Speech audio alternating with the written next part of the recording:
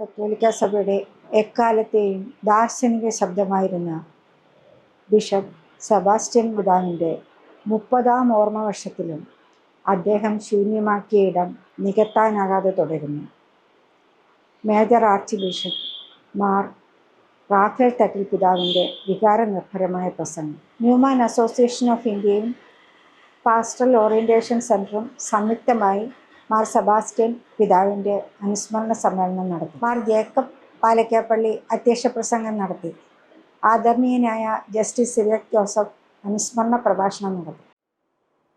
മങ്കുഴിക്കരി പിതാവ് കുണ്ടുകുളം പിതാവിൻ്റെ ഒരുറ്റ സുഹൃത്തായിരുന്നു. പ്രത്യേകിച്ച് താമരശ്ശേരിയിലായിരിക്കുന്ന കാലഘട്ടത്തിൽ എറണാകുളത്തേക്ക് പോകുമ്പോഴൊക്കെ തൃശ്ശൂരിലെ വരുമ്പോൾ പിതാവിൻ്റെ അടുത്ത് വരികയും അവരൊന്നിച്ച് സൗഹൃദം പങ്കിടുകയും അവർ തമ്മിൽ ദീർഘമായിട്ട് സംഭാഷിക്കുന്നൊക്കെ ഞാൻ നേരിൽ കണ്ടിട്ടുണ്ട്. കുണ്ടുകുളം പിതാവിന് മങ്കുഴിക്കരി പിതാവിനോട് അനൽപമായിട്ടുള്ള അടുപ്പം ഉണ്ടായിരുന്നു, വികാരപരമായിട്ടുള്ള അടുപ്പം ഉണ്ടായിരുന്നു. മങ്കുഴിക്കരി പിതാവിനും കുണ്ടുകുളം പിതാവിനോട് വലിയ ഇഷ്ടമായിരുന്നു, വലിയ അടുപ്പമായിരുന്നു. കുണ്ടുകുളം പിതാവ് ഒരു പാവപ്പെട്ടവരുടെ സാധാരണക്കാരുടെ സാധുക്കളുടെ മെത്രാനായിരുന്നെങ്കിൽ മങ്കുഴിക്കരി പിതാവ് പ്രഗത്ഭനായിട്ടൊരു തത്വശാസ്ത്രജ്ഞനായിരുന്നു. ഇവർ തമ്മിൽ എങ്ങനെ പൊരുത്തപ്പെടുക എന്ന് ഞാൻ പലപ്പോഴും ചിന്തിച്ചിട്ടുണ്ട്. പക്ഷേ മങ്കുഴിക്കരി പിതാവ് എപ്പോഴും എന്നോട് പറയാറുണ്ട്, ഞാൻ ആഗ്രഹിക്കുന്ന ദാർശനിക കാഴ്ചപ്പാട് ജീവിതത്തിൽ പ്രാവർത്തികമാക്കുന്ന ഒരാളാണ് അഭിമന്യു കുണ്ടുകുളം പിതാവ്. അതുകൊണ്ട് തന്നെ അവർ തമ്മിൽ വലിയ അടുപ്പം ഉണ്ടായിരുന്നു. ആകസ്മികമായിട്ട് മങ്കുഴിക്കരി പിതാവ് മരിച്ചു എന്നുള്ള വാർത്ത വിശ്വസിക്കാൻ കുണ്ടുകുളം പിതാവിന് വലിയ വിഷമമായിരുന്നു.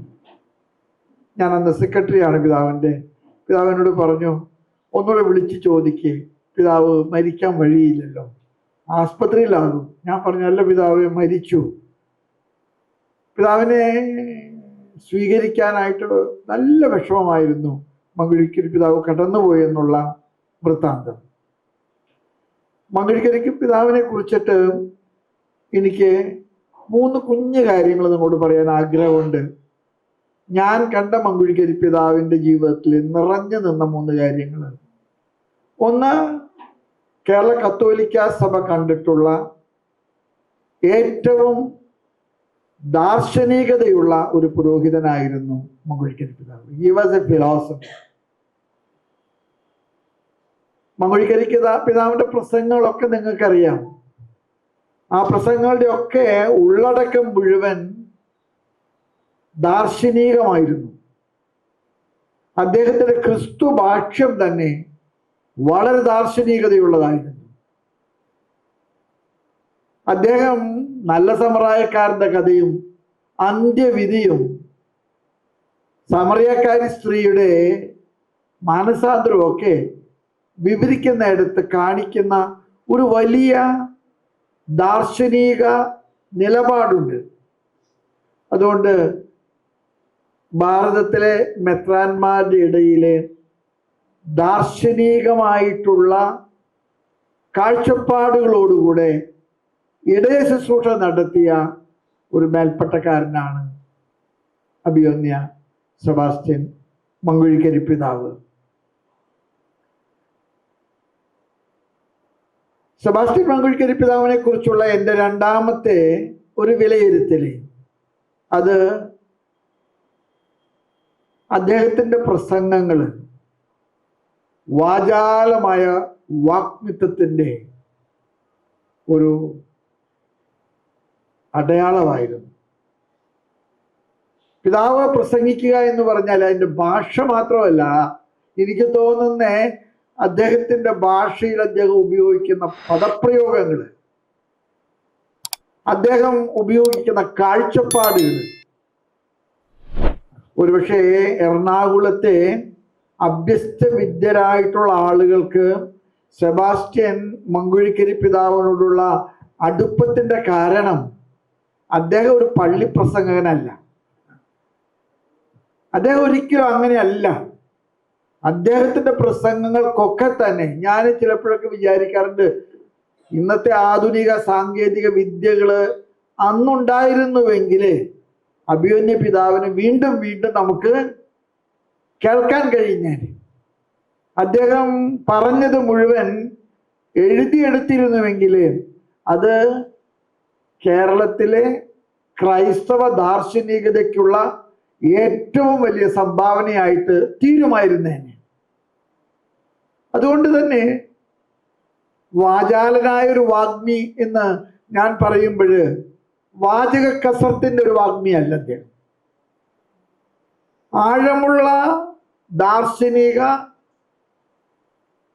സമസ്യകൾ കൃത്യതയോടുകൂടെ വ്യക്തതയോടുകൂടെ വളരെ ശാസ്ത്രീയമായിട്ട് അവതരിപ്പിക്കുന്ന ഒരു താത്വിക ആചാര്യനായിരുന്നു അദ്ദേഹം. ഞാൻ പലപ്പോഴും അദ്ദേഹത്തിൻ്റെ പള്ളി പ്രസംഗങ്ങളെ കുറിച്ചിട്ട് നിങ്ങൾ എങ്ങനെ വിലയിരുത്തുമെന്ന് എനിക്കറിയാൻ പാടില്ല. അദ്ദേഹത്തിൻ്റെ പള്ളി പ്രസംഗങ്ങളൊന്നും തന്നെ കെട്ടുകഥകളുടെ ഒരു ഒരു ഒരു സമാഹാരമല്ല. അദ്ദേഹം മലയിലെ പ്രസംഗവും നല്ല ഇടയന്റെ കഥയും നല്ല സമറയാക്കാരന്റെ കഥയും അന്ത്യവിധിയൊക്കെ പറയുന്നിടത്ത് പുലർത്തുന്ന ഒരു ദാർശനിക കാഴ്ചപ്പാടുണ്ട്. ആ കാഴ്ചപ്പാടായിരുന്നു സത്യം പറഞ്ഞാൽ വിശുദ്ധ ഗ്രന്ഥത്തിന് കേരള സംസ്കാരത്തിലും ഭാഷയിലും ഒരു ദാർശനിക ഭാവം നൽകാൻ കഴിഞ്ഞത്. മങ്കുഴിക്കരി പിതാവിനെ കുറിച്ചിട്ട് മൂന്നാമതായിട്ട് എനിക്ക് പറയാൻ ഇഷ്ടമുള്ള ഒരു കാര്യമുണ്ട്. ഒരു സ്വല്പം ഹോട്ട് ടെമ്പേർഡാണ് പിതാവ്, പെട്ടെന്ന് ചൂടാകും. തനിക്ക് പറയാനുള്ള കാര്യം പെട്ടെന്ന് അടിച്ചു പറയും. പക്ഷെ ഞാൻ പലപ്പോഴും കണ്ടിട്ടുണ്ട് മങ്കുഴിക്കരി പിതാവിനെ പോലെ വാത്സല്യനിധിയായിട്ടുള്ള ഒരു ഇടയശ്രേഷ്ഠൻ കേരള സഭ കണ്ടിട്ടില്ല. ആരോടാണോ കൂടുതൽ വഴക്ക് കൂടിയത് അവരോടാണ് പിതാവിന് കൂടുതൽ ഇഷ്ടമുള്ളത്. ഞാൻ ഒരിക്കല് കുണ്ടുകുളം പിതാവായിട്ട് ഭയങ്കരമായിട്ട് തർക്കിക്കുന്ന കണ്ടിട്ട് ഞാനന്ന് ചെന്ന് ഇടപെട്ടിട്ട് ഞാൻ പറഞ്ഞു, പിതാവേ എടോ അങ്ങ് മാറിപ്പോ, ഇത് ഞങ്ങൾ തമ്മിൽ തീർക്കേണ്ട കാര്യമാണ്. ഞാന് പിതാവിനോട് ഇഷ്ടമുള്ളത് കൊണ്ട് അതൊക്കെ പറയുന്നത്, മനസ്സിലായോ? ഞങ്ങള് ഇവിടെ നിന്ന് പിരിയുമ്പോൾ ഞങ്ങൾ തമ്മിൽ അകൽച്ച വർദ്ധിക്കുകയല്ല, അടുപ്പം കൂടുകയാണ് ചെയ്തിരിക്കുന്നത്. അത് പിതാവിന്റെ ഏറ്റവും വലിയ ഒരു പ്രത്യേകതയാണ്. മുഖത്ത് നോക്കി കാര്യങ്ങളൊക്കെ പറയും. അതൊരു പ്രവാചകന്റെ പ്രത്യേകതയാണ്. പക്ഷെ അതിൻ്റെ പേരിൽ ഒരു മുറിവുണ്ടാക്കുകയോ അതിൻ്റെ പേരിൽ ഒരു അകൽച്ച സൃഷ്ടിക്കുകയോ അദ്ദേഹം ചെയ്തിട്ടില്ല, ഒരിക്കലും ചെയ്തിട്ടില്ല. അദ്ദേഹം എന്നും തന്നെ അടുപ്പങ്ങളുടെ ഒരു പര്യായമായിരുന്നു. അടുപ്പങ്ങൾ അദ്ദേഹം വളരെ ഇഷ്ടപ്പെട്ടിരുന്നു. ഞാൻ കുണ്ടുകുളം പിതാവിനെയൊക്കെ കാണാൻ വരുന്ന സമയത്ത് പലപ്പോഴും ഒന്നിച്ച് ഭക്ഷണം കഴിക്കാനൊക്കെ അവർ വരുന്ന സമയത്ത് അവർ തർക്കിച്ചിരുന്നത് പലപ്പോഴും എന്തിനാണെന്ന് പോലും എനിക്ക് തോന്നിയിട്ടുണ്ട്. ദൈവം എന്തിനാ ഇവർ തർക്കിച്ചിരുന്നത് എന്ന് ഞാൻ ചിലപ്പോഴും ചിന്തിച്ചിട്ടുണ്ട്. അത്രയ്ക്ക് ആഴമായിട്ട് അടുപ്പം. ഞാൻ കുണ്ടുകുളം പിതാവ് മങ്കുഴിക്കരി പിതാവ് മരിച്ചു എന്നുള്ള വാർത്ത കേട്ടിട്ട് ഈറനണിഞ്ഞ് കണ്ണുനീർ തുടയ്ക്കുന്നത് കണ്ടിട്ടുണ്ട്. പിതാവിന് സഹിക്കാൻ സാധിക്കാതെ പിതാവ് പറഞ്ഞു, കേരള സഭയുടെ ഒരു ശബ്ദം നിലച്ചു. കേരള സഭയുടെ ഒരു പ്രവാചക ശബ്ദം അത് നിലച്ചു. ഇനി അതിന് പകരം വേറൊരാളെ വെക്കാൻ കഴിയില്ല. മങ്കുഴിക്കരി പിതാവിൻ്റെ 30ാമത്തെ ഓർമ്മ കൊണ്ടാടുമ്പോൾ അദ്ദേഹം ഈ സമൂഹത്തിലെ സൃഷ്ടിച്ചിട്ടുള്ള ഒരു ഇടമുണ്ട്, അദ്ദേഹത്തിന് ഉള്ളൊരു സ്പേസ് ഉണ്ട്. അതെനിക്ക് തോന്നുന്ന മറ്റാർക്കും പകരം വയ്ക്കാൻ പറ്റാത്ത വിധത്തിലുള്ള ഒരു ഇടമാണ്. എറണാകുളം അതിരൂപതയിലെ അദ്ദേഹം ദീർഘകാലം സഹായമെത്രാനായിരുന്നു. ചിലപ്പോഴേ കളിയാക്കിയിട്ട് ആളുകൾ പറഞ്ഞിട്ട് നിത്യസഹായമെത്രാനാണ്. വളരെ വളരെ വർഷക്കാലം അദ്ദേഹം എറണാകുളം അതിരൂപതയിലെ സഹായമെത്രാനായിരുന്നു. അതിൻ്റെ കാരണം വളരെ ചെറുപ്പത്തിൽ അദ്ദേഹം മെത്രാനായിട്ട് അഭിഷിക്തനായി. പാറേക്കാട്ടിൽ പിതാവ് ചെറുപ്പമായിരുന്നു. അന്ന് 75 വയസ്സിൽ വിരമിക്കുന്ന പ്രക്രിയയൊന്നുമില്ല. ഒരുപക്ഷെ അതുകൊണ്ട് തന്നെ അദ്ദേഹം കുറേയേറെ കാലം സഹായമെത്രാനായിട്ട് തുടർന്നു. അദ്ദേഹം താമരശ്ശേരിയിലോട്ട് മാറ്റപ്പെട്ടു. താമരശ്ശേരി രൂപതയുടെ ആദ്യത്തെ ഇടയനാണ്. നിങ്ങൾക്കറിയാമോ എന്ന് എനിക്കറിയാൻ പാടില്ല. താമരശ്ശേരി രൂപത സ്ഥാപിക്കപ്പെട്ടപ്പോൾ ആ മണ്ണിൻ്റെ അടിയിൽ കിടക്കുന്ന മൂലക്കല്ല് അത് മങ്കുഴിക്കൽ പിതാവിൻ്റെതാണ്. ഇന്ന് താമരശ്ശേരി രൂപത നമ്മുടെ രൂപതകളിലെ ഏറ്റവും പ്രഗത്ഭമായിട്ടുള്ള രൂപതയാണ്. ആ രൂപതയുടെ ചക്രവാളങ്ങൾ ആകാശമേഘം പോലെ സ്വപ്നം കണ്ടൊരു മനുഷ്യൻ. താമരശ്ശേരിയെ താമരശ്ശേരിയാക്കാൻ വഴിപറ്റിയ സ്നാപക യോഹന്നാന്റെ റോള് വഹിച്ച ഒരു ഇടയ ശ്രേഷ്ഠൻ. അദ്ദേഹത്തെ കുറിച്ചിട്ട് താമരശ്ശേരി അച്ഛന്മാരോടൊക്കെ ചോദിച്ചാൽ അവർ പറയും, പെട്ടെന്ന് ചൂടാകും, പക്ഷേ ചൂടായവരോടാണ് ഏറ്റവും കൂടുതൽ സ്നേഹം കാണിക്കുക. അദ്ദേഹം ചിലപ്പോൾ നമ്മളോട് വാഗ്വാദം നടത്തുമായിരിക്കാം, പക്ഷേ അതിൻ്റെ പേരിൽ ഒരു മുറിവ് സൃഷ്ടിക്കുകയോ അതിൻ്റെ പേരിൽ ഒരു അകലം സൃഷ്ടിക്കുകയോ ഒരിക്കലും ചെയ്തിട്ടില്ല. അദ്ദേഹം സത്യസന്ധനായിട്ടുള്ളൊരു മനുഷ്യനായിരുന്നു. പറയാനുള്ള കാര്യങ്ങൾ മുഖത്ത് നോക്കി പറയുന്ന ഒരു പ്രകൃതിയായിരുന്നു. അതിൻ്റെ പേരിൽ ആരെയും മാറ്റി നിർത്തുകയോ ആരെയും ഒതുക്കി തീർക്കുകയോ ഒന്നും ചെയ്തിട്ടില്ല. അതുകൊണ്ട് തന്നെയാണ് മങ്കുഴിക്കരി പിതാവ് മരിച്ചപ്പോഴായിരിക്കും എനിക്ക് തോന്നുന്നത് വൈദികരിലെ ഏറെ പേര് പൊട്ടിക്കരഞ്ഞ ദിവസമാണ്. കാരണം പിതാവിനോടുള്ള ഇഷ്ടം, അതായത് പിതാവ് തിരുത്തിയിട്ടുണ്ട്, പിതാവ് ശാസിച്ചിട്ടുണ്ട്, പിതാവ് തർക്കിച്ചിട്ടുണ്ട്, പക്ഷെ ഒന്നും പിന്നീട് കൂട്ടുപലിശയ്ക്ക് മാറ്റിവെച്ചിട്ടില്ല. അത് അന്ന് രാത്രി തന്നെ തീർത്തു. സൂര്യൻ അസ്തമിക്കുന്നതിന് മുൻപ് പരിഭവങ്ങൾ തീർത്ത് എന്നും പഴയ ബന്ധങ്ങളിലെ ഊഷ്മളത പാലിച്ച ഒരു മനുഷ്യൻ. ഞാൻ നിർത്തുകയാണ്. പിതാവിൻ്റെ ഓർമ്മ ഈ 30ാമത്തെ വർഷം നിങ്ങൾ കൊണ്ടാടാൻ തീരുമാനിച്ചത് എനിക്ക് തോന്നുന്നേ എറണാകുളത്ത് അദ്ദേഹത്തിൻ്റെ ഓർമ്മകൾ ഇന്നും ഈ അന്തരീക്ഷത്തിൽ തത്തിക്കളിക്കുന്നുള്ളതിൻ്റെ ഒരു അടയാളമായിട്ടാണ് ഞാൻ കാണുന്നത്. അദ്ദേഹത്തിന് ആർക്കും മറക്കാൻ പറ്റില്ല, അദ്ദേഹത്തിന് ആർക്കും മാറ്റി നിർത്താൻ പറ്റില്ല. പിതാവിൻ്റെ പാവന സ്മരണയ്ക്ക് മുമ്പിൽ ഒരുപാട് ഇഷ്ടത്തോടെ, ഒരുപാട് ആദരവോടെ, ഒരുപാട് ഭക്തിയോടുകൂടെ സ്മരണാഞ്ജലി അർപ്പിച്ചുകൊണ്ട് ഞാൻ എൻ്റെ വാക്കുകൾ ഉപസംഹരിക്കുന്നു. നന്ദി, നമസ്കാരം. മങ്കുഴിക്കരി പിതാവിലെ ദാർശനികനെയും വാഗ്മിയെയും എടുത്തു കാട്ടിക്കൊണ്ടുള്ള പിതാവിൻ്റെ പ്രസംഗം ഏറെ ഹൃദ്യമായി ഞങ്ങളൊക്കെ ആസ്വദിച്ചു. മുല്ലച്ചെടിയിൽ മുല്ലപ്പൂ ഉണ്ടാകുന്നത് പോലെ അദ്ദേഹം പ്രതികരിക്കുമായിരുന്നു, പക്ഷേ ആ മനസ്സിൽ അല്പം പോലും കളങ്കമുണ്ടായിരുന്നില്ല എന്ന് വ്യക്തമാണ്. പിതാവിനെ സെൻറ് ആൽബർട്ട്സ് കോളേജിൽ പഠിക്കുന്ന കാലം മുതൽ എനിക്കറിയാം. താമരശ്ശേരിക്കാരനായ എനിക്ക് പിതാവുമായിട്ട് ഒത്തിരി അടുപ്പമുണ്ടായിരുന്നു, ആ കുടുംബമായിട്ട്. നിങ്ങൾക്കൊക്കെ അറിയാം. Thank you very much. Raphael Thattil പിതാവേ, ആദരണീയനായ ജസ്റ്റിസ് ശ്രീ ജോസഫ് സാർ,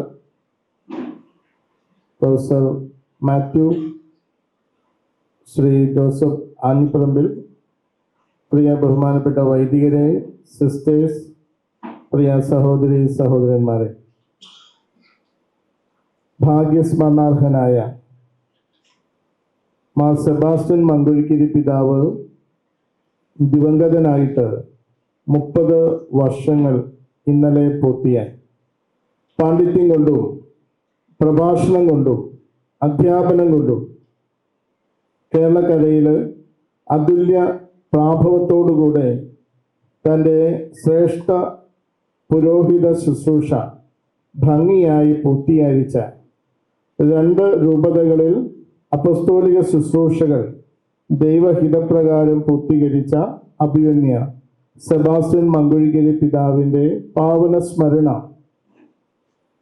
ഇന്ന് നമ്മൾ അദ്ദേഹത്തെ ഓർക്കുമ്പോൾ സ്വാഗത പ്രസംഗകൻ പറഞ്ഞതുപോലെ അദ്ദേഹം നമ്മുടെ മനസ്സിൽ ചിരഞ്ജീവിയായിട്ട് നിലകൊള്ളുന്നു എന്ന യാഥാർത്ഥ്യത്തെ നമ്മൾ ഉറക്കെ പറയുകയാണ്. 2 വർഷക്കാലം എറണാകുളം അതിരൂപതയുടെ അഡ്മിനിസ്ട്രേറ്ററായിട്ട് അഭിനയ പിതാവ് ശുശ്രൂഷ ചെയ്യുകയുണ്ടായി. തുടർന്നാണ് രൂപീകൃതമായ താമരശ്ശേരി രൂപതയുടെ പ്രഥമ മെത്രാനായി അദ്ദേഹം നിയോഗിക്കപ്പെടുന്നതും മലബാറിലേക്ക് പോകുന്നതും. 86 മുതൽ 94 വരെയുള്ള വർഷങ്ങളിൽ ഒരു പുതിയ രൂപതയ്ക്ക് രൂപഭാവം നൽകിക്കൊണ്ട് ഊടും പാവം മെനഞ്ഞുകൊണ്ട് അദ്ദേഹം തൻ്റെ ശ്ലൈഹ ശുശ്രൂഷ ആ മലയോര ഭാഗത്ത്, പ്രത്യേകിച്ചും കുടിയേറ്റ കർഷകരുടെ സുസ്ഥിതിക്ക് വേണ്ടിയിട്ട് നിർവഹിച്ച് ദൈവഹിതപ്രകാരം 65ഓളം വയസ്സുള്ളപ്പോൾ ഈ ലോകത്ത് നിന്ന് യാത്രയായി പോയി.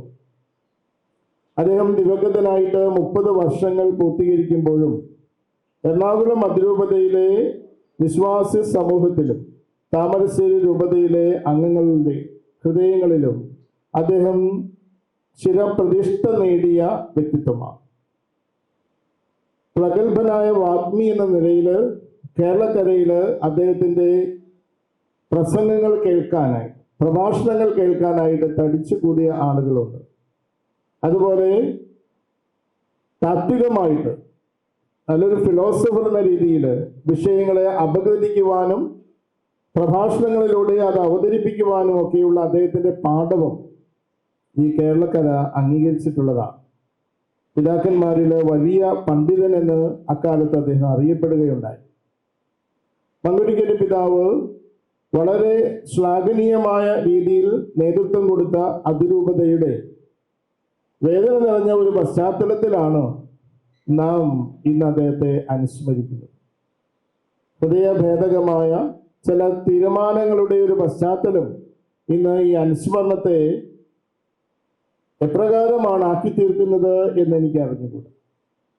മങ്കുഴിക്കരി പിതാവിനെ പോലെ ഈ സഭയെ ദീർഘവീക്ഷണത്തോടുകൂടെ കാണുകയും പടുത്തുയർത്തുകയും ചെയ്ത മഹാനുഭാവന്മാർ ഈ സഭയെ നയിച്ചിട്ടുണ്ട്, നയിക്കുന്നുണ്ട്.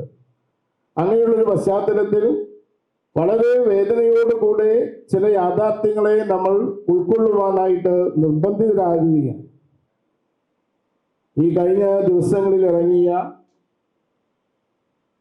സീറോ മലബാർ മേജർ ആർച്ച് ബിഷപ്പിന്റെയും എറണാകുളത്തെ അഡ്മിനിസ്ട്രേറ്ററുടെയും ഒപ്പുവെച്ചിട്ടുള്ള രേഖയിൽ വളരെ കണിശമായ ചില തീരുമാനങ്ങൾ ഈ അതിരൂപതയുടെ മേൽ ഉണ്ടാകുന്നു എന്ന് പറയുമ്പോൾ അതിനോട് ക്രിയാത്മകമായി സഭാത്മകമായും വിധേയപ്പെടുവാനുള്ള എളിമയും തുറവിയും എറണാകുളത്തെ വന്ധ്യരായ പുരോഹിതർക്കും ശ്രേഷ്ഠരായ അൽമായർക്കും സന്യസ്തർക്കും ഉണ്ടാകട്ടെ എന്നാണ് എൻ്റെ എളിയ പ്രാർത്ഥന.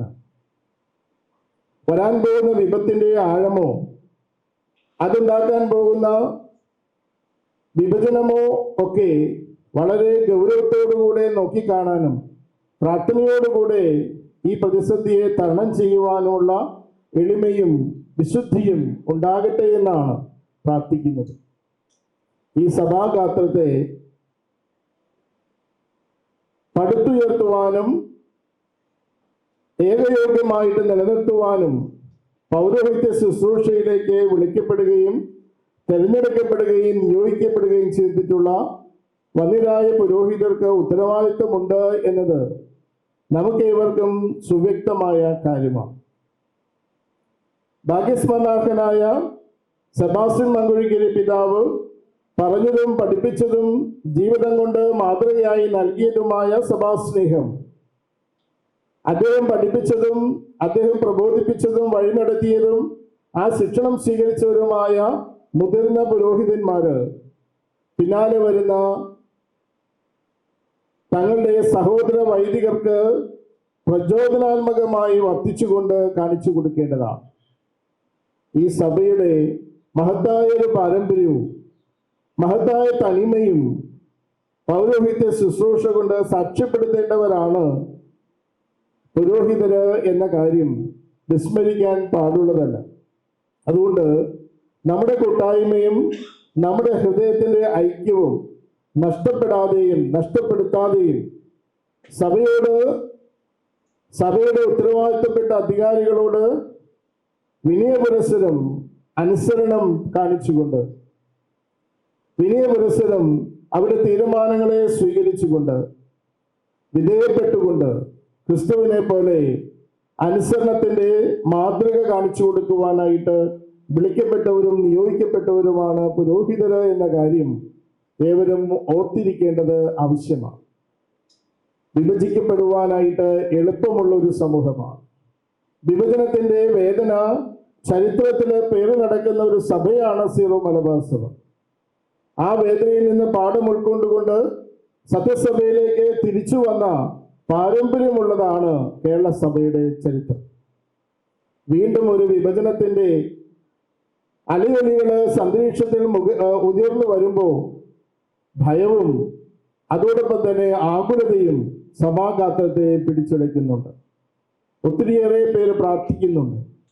തിന്മയുടെ വലിയ ശക്തി, വലിയ സ്വാധീനം ചെലുത്തുന്ന ഈ കാലഘട്ടത്തിൽ പ്രാർത്ഥനയും ഉപവാസവും കൊണ്ട് മാത്രമാണ് പിശാചിന്റെ തന്ത്രങ്ങളിൽ നിന്ന് ക്രിസ്തുവിന്റെ ശിഷ്യന്മാർക്ക് രക്ഷപ്പെട്ടു നിൽക്കുവാൻ സാധിക്കുകയുള്ളൂ എന്ന തിരുവചനത്തെ മുറുകെ പിടിച്ചുകൊണ്ട് അവിടുത്തെ വചനത്തെ ഉപാസിച്ച് ജീവിക്കുന്ന അനേകം വിശുദ്ധരായ ഈ സഭാ മക്കള് പ്രാർത്ഥിക്കുന്നുണ്ട്. ആ പ്രാർത്ഥനയ്ക്കെല്ലാം ഉത്തരം ലഭിക്കുമെന്ന പ്രതീക്ഷയാണ് നമുക്കുള്ളത്. അതുകൊണ്ട് തന്നെ സഭയുടെ ഐക്യത്തിന് വിഘാതം സൃഷ്ടിക്കുന്ന, സ്നേഹ കൂട്ടായ്മയ്ക്ക് മുറിവേൽപ്പിക്കുന്ന, സഭയുടെ മജിസ്ട്രേറിയത്തോട് എതിർത്ത് നിൽക്കുന്ന, സഭയുടെ ഉത്തമരായ അധികാരികളോട് മർദ്ദനിച്ച് നിൽക്കുന്ന സാഹചര്യങ്ങളെ ഒഴിവാക്കുവാനും ഹൃദയത്തിന്റെ ഐക്യത്തിലേക്ക് കടന്നു വരുവാനും എളിമയോടുകൂടി അനുസരണത്തെ മുറുകെ പിടിച്ചുകൊണ്ട് ക്രിസ്തുവിന്റെ നല്ല മാതൃക ലോകത്തിന്റെ മുമ്പിൽ ഒന്നുകൂടെ പ്രകാശമാനമാക്കുവാൻ സാധിക്കുന്ന തലത്തിലേക്ക് എളിമയോടുകൂടെ ചിന്തിക്കുവാനും പ്രാർത്ഥിക്കുവാനും ഉത്തരവാദിത്തപ്പെട്ടവർക്ക് സാധിക്കട്ടെ എന്നാണ് ഈ പുണ്യ അനുസ്മരണ ദിനത്തില് എൻ്റെ പ്രാർത്ഥന. കാരണം വിഭജിക്കപ്പെട്ടു പോയാൽ മങ്കുഴിക്കരി പിതാവിൻ്റെ മനസ്സ്, ആത്മാവ് വേദനിക്കുമെന്ന് ഉറപ്പാണ്. കാരണം ഐക്യത്തിന് വേണ്ടിയിട്ട്, വിശ്വാസത്തിന് വേണ്ടിയിട്ട് തൻ്റെ പ്രബോധനങ്ങളുടെ ഈ സഭയെ പടുത്തുയർത്തിയ മഹാനായ ആചാര്യനായിരുന്നു സെബാസ്റ്റ്യൻ മങ്കുഴിക്കരി പിതാവ്. അദ്ദേഹം പഠിപ്പിക്കുകയും അദ്ദേഹം പ്രബോധിപ്പിക്കുകയും അദ്ദേഹം വഴി നടത്തുകയും ചെയ്ത ഒരു സഭാഗാത്രത്തിന് പരിശുദ്ധമായ സഭയിൽ നിന്ന് മാറി നിൽക്കുവാനായിട്ട് എങ്ങനെയാണ് സാധിക്കുക? എങ്ങനെയാണ് അപ്രകാരം പ്രവർത്തിക്കാൻ സാധിക്കുക? അതുകൊണ്ട് സഭയെ സ്നേഹിക്കുന്ന, സഭയോട് കൂറു പുലർത്തുന്ന, സഭയോട് വിശ്വസ്ത പുലർത്തുന്ന വിശ്വാസ സമൂഹത്തിന്റെ വിശ്വാസ ജീവിതത്തിന് പ്രചോദനം നൽകുന്ന നല്ല തീരുമാനങ്ങൾ എടുക്കാനായിട്ട് ഉത്തരവാദിത്തപ്പെട്ട പുരോഹിത സമൂഹത്തിന് സാധിക്കട്ടെ എന്ന് പ്രാർത്ഥിക്കുക. പ്രിയപ്പെട്ടവരെ, വിഭജനമുണ്ടായാൽ ഉണ്ടാകാവുന്ന വിപത്ത് അത് നമ്മുടെ ചിന്തകൾക്കും വാക്കുകൾക്കൊക്കെ അപ്പുറത്താണ്. വിശ്വാസ സമൂഹത്തിന്റെ ആത്മീയ കാര്യങ്ങളിൽ ഉണ്ടാകുന്ന വീഴ്ച അത് അപരിഹാര്യമായ ഒന്നായിരിക്കും. ആത്മാവിന്റെ രക്ഷയ്ക്ക് വേണ്ടിയിട്ടാണ് എല്ലാവരും പൗരോഹിത്യം സ്വീകരിച്ചിരിക്കുന്നത്, സമർപ്പിത ജീവിതത്തിലേക്ക് വിളിക്കപ്പെട്ടിരിക്കുന്നത്. ആത്മാവിന്റെ രക്ഷയ്ക്ക് വേണ്ടി എൻ്റെ പൗരോഹിത്യ ശുശ്രൂഷകള് ഞാൻ മാറ്റിവെക്കുന്നില്ല എങ്കിൽ, ആത്മാവിന്റെ രക്ഷയെക്കുറിച്ച് കരുതലുള്ള ശിഷ്യനായിട്ട് ഞാൻ പ്രവർത്തിക്കുന്നില്ല എങ്കിൽ എൻ്റെ പൗരോഹിത്യത്തിന് യാതൊരു അർത്ഥവുമില്ല. അതുകൊണ്ട് എനിക്ക് ഫലമേൽപ്പിക്കപ്പെട്ടിരിക്കുന്ന വിശ്വാസ സമൂഹത്തിന്റെ ആത്മാക്കളുടെ രക്ഷയ്ക്ക് വേണ്ടി ക്രിസ്തുവിനെ പോലെ എളിമയോടുകൂടി, അനുസരണത്തോടുകൂടി, വിധേയത്വത്തോടുകൂടി അധികാരത്തിന് കീഴ്പ്പെട്ടു പോകുവാനായിട്ട് എനിക്ക് സാധിക്കണം. ഞാൻ ആ വചനത്തെ ഓർക്കുകയാണ്. ഈശോയുടെ അടുക്കലേക്ക് ശതാധിപൻ തന്റെ ആളുകളെ പറഞ്ഞു വിടുന്നുണ്ട്. ശതാധിപൻ പറയുന്നത്, നീ എൻ്റെ വീട്ടിലേക്ക് വരാൻ യോഗ്യനല്ല ഞാൻ, അതുകൊണ്ട് നീ ഒരു വാക്ക് അരുളി ചെയ്താൽ എൻ്റെ ഭൃത്യൻ സുഖപ്പെടും എന്ന് പറഞ്ഞുകൊണ്ടാണ് അദ്ദേഹം യേശുവിൻ്റെ അടുത്തേക്ക് തൻ്റെ ആളുകളെ അയക്കുക. എങ്കിലും ഈശോ ശതാധിപന്റെ വീട്ടിലേക്ക് വരുമ്പോൾ ആളുകൾ വന്നിട്ട് പറയുന്നുണ്ട്, അയാൾ മരിച്ചുപോയി, നീ ഗുരുവിനെ ബുദ്ധിമുട്ടിക്കേണ്ട. അപ്പോൾ ഈശോ ഈ ശതാധിപനോട് ഈശോ പറയുന്നുണ്ട്, വിശ്വസിക്കുക മാത്രം ചെയ്യുക. അപ്പോൾ ശതാധിപൻ പറയുന്നത് എന്താണ്? ഞാൻ അധികാരത്തിന് കീഴ്പ്പെട്ടവനാ, എൻ്റെ കീഴിലും ആളുകളുണ്ട്. ഒരുവനോട് വരിക എന്ന് പറയുമ്പോൾ അവൻ വരുന്നു, പോവുക എന്ന് പറയുമ്പോൾ അവൻ പോകുന്നു. ഈശോ അപ്പോൾ ശതാധിപനോട് പറഞ്ഞു, ഇസ്രായേൽ പോലും ഞാൻ ഇത്രയും വലിയ വിശ്വാസം കണ്ടിട്ടില്ല. അധികാരത്തിന് കീഴ്പ്പെട്ട ആളുകള് അധികാരത്തോട് വിധേയത്വം പുലർത്തുമ്പോൾ അവിടെ സംഭവിക്കുന്നത് വലിയ അത്ഭുതങ്ങളാണ്, രക്ഷയുടെ അടയാളങ്ങളാണ് എന്ന് വചനം നമ്മോട് സാക്ഷ്യപ്പെടുത്തുകയാണ്. ഈ വചനത്തിന്റെ പൊരുളൊക്കെ ഉൾക്കൊള്ളുവാനും എളിമയോടുകൂടെ ക്രിസ്തുവിന്റെ അനുസരണത്തെ പ്രഘോഷിക്കുവാനും പ്രിയപ്പെട്ട സഹോദര വൈദികർക്ക് സാധിക്കട്ടെ എന്ന് ഞാൻ എളിമയോടുകൂടെ പ്രാർത്ഥിക്കുകയാണ്. ഇന്ന് ഭാഗ്യസ്മരണാർഹനായ സെബാസ്റ്റ്യൻ മങ്കുഴിക്കരി പിതാവിനെ അനുസ്മരിക്കുന്ന ഈ സായന്തനത്തിൽ എന്നെ സെമിനാരിയിലേക്ക് എടുത്തത്, വൈദിക ശുശ്രൂഷയിലേക്ക് എന്നെ തെരഞ്ഞെടുത്തത് മങ്കുഴിക്കരി പിതാവാണ്. അതുകൊണ്ട് തന്നെ എൻ്റെ പ്രാർത്ഥനയിൽ എല്ലാ ദിവസവും അഭിനന്ദ പിതാവുണ്ട്. പിതാവ് ഞങ്ങളോട് പറഞ്ഞു, നിങ്ങളെ തെരഞ്ഞെടുത്തവരെല്ലാവരും വൈദികരാകണം എന്ന് ഞങ്ങൾ പ്രതീക്ഷിക്കുന്നില്ല. പക്ഷേ നല്ല പരിശീലനം സ്വീകരിച്ച് ഉത്തമ വിശ്വാസികളായിട്ട് ഈ സമൂഹത്തിൽ ക്രിസ്തുവിനെ പ്രഘോഷിക്കുന്നവരും സാക്ഷികളുമായിട്ട് നിങ്ങൾ ജീവിച്ചുകൊണ്ട് നിങ്ങളുടെ വിശ്വാസ ജീവിതത്തെ നിങ്ങൾ ധന്യമാക്കണം. അതിനുള്ള പരിശീലനം നിങ്ങൾ ഈ സെമിനാറിൽ നിന്ന് ആർജിച്ചെടുക്കണം. അങ്ങനെ ക്രിസ്തുവിനെ സ്വീകരിക്കുവാൻ, മനസ്സിലാക്കുവാൻ, അനുഭവിക്കുവാൻ, ക്രിസ്തുവായിട്ട് മാറുവാനുള്ള ആ ഒരു പരിശീലന ഘട്ടത്തിലേക്ക് എന്നെയും വിളിച്ച് ചേർത്ത് വെച്ച ഭാഗ്യപ്പെട്ട സെബാസ്റ്റ്യൻ മങ്കുഴിക്കരി പിതാവിന്റെ പാവന സ്മരണയ്ക്ക് മുമ്പിൽ ആദരാഞ്ജലികൾ അർപ്പിച്ചുകൊണ്ട് ഞാൻ എൻ്റെ വാക്കുകളെ ഉപസംഹരിക്കുന്നു. അഭിമന്യനായ major archbishop Mar Thattil പിതാവെ, POCയുടെ ഡയറക്ടറും ഈ സമ്മേളനത്തിൻ്റെ അധ്യക്ഷനുമായ ബഹുമാനപ്പെട്ട പാലക്കാപ്പിലച്ച, നീമാൻ അസോസിയേഷൻ്റെ president professor KM Mathew, secretary Shri Joseph Anjiparambil, ഇവിടെ സന്നിഹിതരായിട്ടുള്ള മങ്കുഴിക്കരി പിതാവിൻ്റെ ബന്ധുക്കളും മിത്രങ്ങളും പരിചയക്കാരുമായിട്ടുള്ള സ്നേഹിതരെ, നിങ്ങൾക്കെല്ലാവർക്കും എൻ്റെ അഭിവാദനങ്ങൾ. ഞാനീ വന്നപ്പോൾ ഈ ചാനൽ ക്യാമറകളുടെ ആധിക്യം കണ്ടപ്പോൾ എങ്ങനെ ഇവിടെ എന്ത് പ്രസംഗിക്കും എന്ന് മനസ്സിൽ ഒരു സംശയം തോന്നി.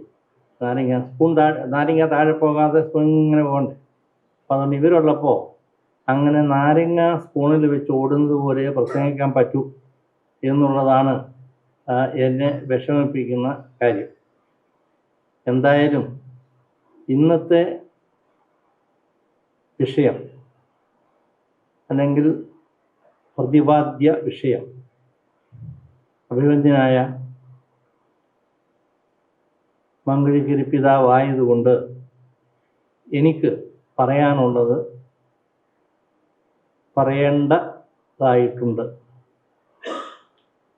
അഭിവന്യ മങ്കുഴിക്കരി പിതാവിനെ കുറിച്ച് പറയുന്നതിന് മുമ്പായിട്ട് എനിക്കൊരു വാക്ക് ഇന്ന് നമ്മൾ അനുസ്മരിച്ച ശ്രീ ജോസഫ് തേറാട്ടിനെ കുറിച്ചുകൂടി പറയാൻ ആഗ്രഹിക്കുന്നു.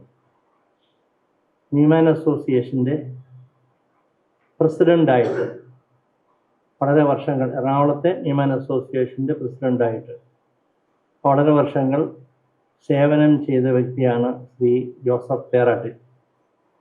ജോസഫ് തേറാട്ടിൽ ഇന്ത്യൻ റവന്യൂ സർവീസിൽ ചേർന്ന് പിന്നീട് UN ചേർന്ന് ഇന്ത്യയുടെ പ്രതിനിധി സംഘത്തിൽ അംഗമായി ദീർഘകാലം യുണൈറ്റഡ് നേഷൻസ് ജോലി ചെയ്തതിന് ശേഷം റിട്ടയർ ചെയ്ത് നാട്ടിൽ തിരിച്ചെത്തിയപ്പോൾ എറണാകുളത്ത് താമസമാക്കുകയും ഹൈക്കോടതിയിൽ അഭിഭാഷകനായി പ്രാക്ടീസ് ചെയ്യുകയും ചെയ്തു. അങ്ങനെ അദ്ദേഹം UN നിന്നും മടങ്ങി വന്ന് അഭിഭാഷകനായി പ്രാക്ടീസ് തുടങ്ങിയ കാലത്താണ് ശ്രീ തേറാട്ടിലിനെ ഞാൻ പരിചയപ്പെടുന്നത്. അങ്ങനെ അന്ന് മുതൽ ഞങ്ങൾ തമ്മിൽ വളരെ അടുത്ത സൗഹൃദം ഉണ്ടായിരുന്നു എന്നുള്ളത് ഞാൻ സന്തോഷപൂർവ്വം അനുസ്മരിക്കുന്നു. അദ്ദേഹം നമ്മെ വിട്ടുപിരിഞ്ഞു പോയിട്ട് ഏതാനും ആഴ്ചകളെ ആയിട്ടുള്ളൂ. അദ്ദേഹം ന്യൂമാൻ അസോസിയേഷനിലെ ഒരു അംഗം എന്ന നിലയിൽ ഞങ്ങളുടെയൊക്കെ ജ്യേഷ്ഠ സഹോദരനാണ്. ആ നിലക്ക് ശ്രീ ജോസഫ് തെറാട്ടിലിൻ്റെ പാവന സ്മരണയ്ക്ക് മുമ്പിൽ ആദരാഞ്ജലികൾ ഞാൻ അർപ്പിക്കുന്നു. തെറാട്ടിലിനെ കുറിച്ച് പറയുമ്പോൾ ഒരു കാര്യം കൂടി പറയേണ്ടതുണ്ട്. അദ്ദേഹം വിവാഹം ചെയ്തിരിക്കുന്നത് മങ്കുഴിക്കുരി പിതാവിൻ്റെ ഒരു സഹോദരിയാണ് എന്നുള്ള കാര്യം ചിലർക്കെങ്കിലും അറിയാമായിരിക്കും,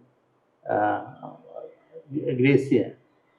അപ്പോൾ ആ നിലയിലും ഈ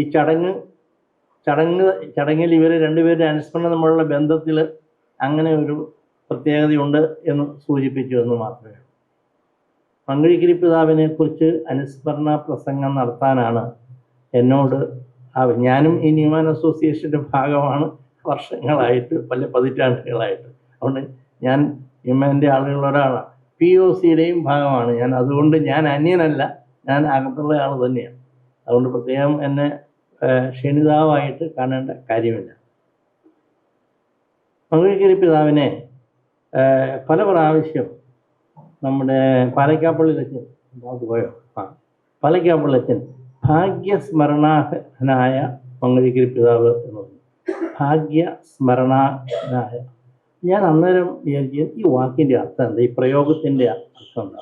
ഭാഗ്യസ്മരണാഹനി, ഈ ഭാഗ്യസ്മരണ എന്താ? അപ്പം ഞാൻ മാത്യുവിനോട് ചോദിച്ചു, മാത്യു ഇതിൻ്റെ ഇംഗ്ലീഷ് എന്താ? അപ്പം നമുക്ക് കൃത്യമായിട്ട് മനസ്സിലാക്കാൻ വേണ്ടിയിട്ട് അപ്പം ഞങ്ങൾ തമ്മിൽ ചില എക്സ്ചേഞ്ചൊക്കെ നടത്തിയെങ്കിലും ഈ ഭാഗ്യസ്മരണാഹനായ എന്നുള്ള പ്രയോഗത്തിൻ്റെ ശരിയായ അർത്ഥം എന്താണെന്ന് എനിക്കിപ്പോഴും മനസ്സിലായിട്ടില്ല. പിതാവ് ആരെങ്കിലും പിന്നീട് പറഞ്ഞു തന്നാൽ മതി അത്. പക്ഷേ ഒരു കാര്യം ഞാൻ പറയുന്നു, അദ്ദേഹം ഭാഗ്യവാനാണ് എന്ന് എനിക്ക് ഞാൻ പറയാനാണ്. അദ്ദേഹം ഭാഗ്യവാനാണ്, ഭാഗ്യസ്മരണാർഹൻ ആയിരിക്കാം, ആണ് എന്ന് ഞാൻ പറയുന്നില്ല. അച്ഛൻ ഉദ്ദേശിച്ചെന്താ, പക്ഷെ അദ്ദേഹം ഭാഗ്യവാനാണ്. എന്തുകൊണ്ടാണ് അദ്ദേഹം ഭാഗ്യവാനാണ് എന്ന് ഞാൻ പറയുന്നത് അദ്ദേഹം ഇപ്പോൾ ജീവിച്ചിരിക്കുന്നില്ലല്ലോ എന്നുള്ളതാണ്. സംഭവിക്കുന്നതൊക്കെ നടക്കുന്നതൊക്കെ കാണാനും കേൾക്കാനും ഇടയാകാതെ അതിനു മുമ്പ് തന്നെ സ്വർഗീയ പിതാവിൻ്റെ അടുത്തേക്ക് പോയി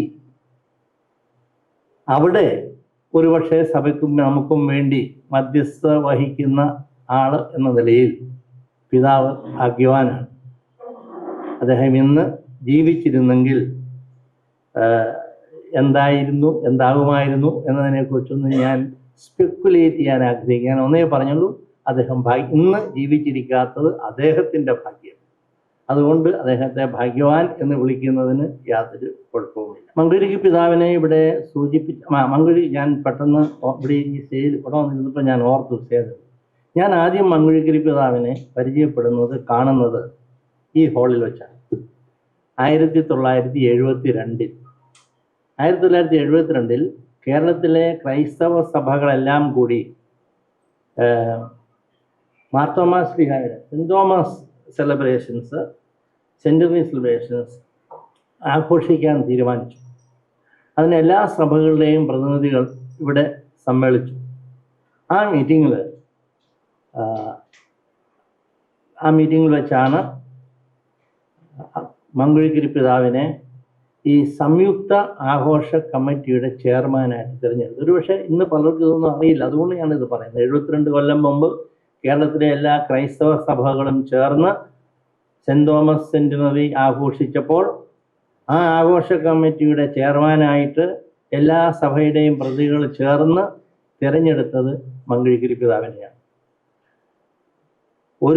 അതിൻ്റെ വൈസ് ചെയർമാൻ അന്ന് ഫാദറായിരുന്ന ഫാദർ പോളോറീസ് ഓർത്തഡോക്സ്. അദ്ദേഹം പിന്നീട് മെത്രാപ്പൊലീത്ത പൗലോസ് മാർ ഗീവർഗീസ് മെത്രാപ്പൊലീത്തയായി. അപ്പോൾ ഞാൻ പറഞ്ഞത് അന്ന് ആ ആഘോഷ സെൻറ് തോമസ് സെൻറ്ററി സെലിബ്രേഷനിൽ അന്ന് 72 എനിക്ക് 25 വയസ്സ് പ്രായമുണ്ട്. അടുത്ത യൂത്ത് കമ്മിറ്റിയുടെ കൺവീനറായിരുന്നു ഞാൻ. അങ്ങനെ സെൻറ് തോമസ് സെൻറ്ററി സെലിബ്രേഷൻസിൻ്റെ പ്രവർത്തനങ്ങളുമായി ബന്ധപ്പെട്ടാണ് പിതാവും ഞാനുമായിട്ട് ഏറ്റവും കൂടുതൽ അടുക്കുന്നതിനും അറിയുന്നതിനും സംസർഗമുണ്ടാകുന്നതിനും ഇടയായിട്ടുള്ളത് ഞാനിവിടെ ഇരുന്ന് ഓർത്തു. പിതാവിൻ്റെ 25ാം ചരമവാർഷികം 5 വർഷം മുമ്പ് ആഘോഷിച്ചപ്പോൾ ആചരിച്ചപ്പോൾ അന്നും ഈ ഹാളിൽ വെച്ചാണ് നമ്മൾ സമ്മേളിച്ചത്. അന്ന് മേജർ ആർച്ച് ബിഷപ്പായിരുന്ന കർദിനാൾ ആലഞ്ചേരി പിതാവാണ് അന്ന് അതിൽ മുഖ്യാതിഥിയായി പങ്കെടുത്തത് എന്നുള്ളതും ഞാൻ ഓർമ്മിക്കുന്നു. അപ്പം അത് പിതാവുമായിട്ടുള്ള വ്യക്തിപരമായ ബന്ധത്തെക്കുറിച്ച് ഞാൻ സൂചിപ്പിക്കാം. അപ്പോൾ 72 മുതൽ അദ്ദേഹത്തിൻ്റെ മരണം വരെയുള്ള കാലഘട്ടം വളരെ അടുത്ത് ഇടപെടുന്നതിനും അറിയുന്നതിനും എനിക്ക് അവസരം ലഭിച്ചിട്ടുണ്ട്. എന്നോട് വളരെ വാത്സല്യവും സ്നേഹവും അദ്ദേഹം കാണിച്ചിട്ടുണ്ട്. ഒരു ജ്യേഷ്ഠ സഹോദരനെ പോലെ എന്നെ കരുതി എന്നെ ഉപദേശിക്കുകയും തിരുത്തുകയും പ്രചോദിപ്പിക്കുകയും ഒക്കെ ചെയ്തിട്ടുള്ള വ്യക്തിയാണ് മങ്കടിക്ക് പിതാവ്. മരണത്തിന് ഒരാഴ്ച മുമ്പ് അദ്ദേഹം എറണാകുളത്ത് എത്തിയിരുന്നു. അന്ന് റിന്യൂവൽ സെൻറ്ററിൽ വന്ന് എന്നെ വിളിപ്പിച്ചു, എന്നോട് വരാൻ പറഞ്ഞു, കാണാൻ വേണ്ടിയിട്ട് ചെല്ലാൻ പറഞ്ഞു. ഞാൻ റിന്യൂവൽ സെൻറ്ററിൽ പോയി പിതാവായിട്ട് സംസാരിച്ചു.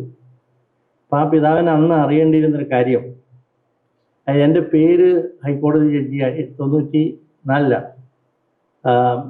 ഹൈക്കോടതി ജഡ്ജിയായിട്ട് പോയിട്ടുണ്ടെന്നുള്ളത് അറിയാമായിരുന്നു. അതെന്തായി എന്നറിയാൻ വേണ്ടിയിട്ടായിരുന്നു. അത് പ്രസിഡന്റ് ഒപ്പിട്ടു എന്നുള്ളവർ എനിക്കറിയാമായിരുന്നു, പക്ഷെ ആരോടും പറഞ്ഞില്ല. അങ്ങനെ സാധാരണ ഇപ്പോഴാണ് എല്ലാം ഇങ്ങനെ നേരത്തെ തന്നെ എല്ലാം അന്നൊക്കെ ഇത് വരുമ്പോഴത്തേ തന്നെ ആളുകൾ അറിയുള്ളൂ, ആരും ഇത് പറഞ്ഞു നടക്കാറില്ല. പക്ഷെ പിതാവിനോട് ഞാൻ പറഞ്ഞു, പിതാവിനോട് ഞാൻ പറയാം, അത് പ്രസിഡന്റ് ഒപ്പിട്ടു, താമസിയാതെ വാറണ്ട് വരും. അപ്പം ഞാൻ പറഞ്ഞത് എൻ്റെ ജീവിതത്തിലെ ഏറ്റവും വലിയ ഒരു പ്രധാനപ്പെട്ട ഒരു സംഭവം അല്ലെങ്കിൽ വളർച്ച അദ്ദേഹം അറിഞ്ഞതിന് ശേഷം അതിൽ സന്തോഷിച്ചാണ് അദ്ദേഹം പോയത്, അതിൽ ആ സന്തോഷത്തോടുകൂടി അറിഞ്ഞിട്ടാണ് പോയത് എന്നത് സൂചിപ്പിക്കാൻ വേണ്ടിയിട്ടാണ്. പിതാവ് പണ്ഡിതനായിരുന്നു എന്ന് പറഞ്ഞു, നല്ല പ്രഭാഷകനായിരുന്നു എന്ന് പറഞ്ഞു.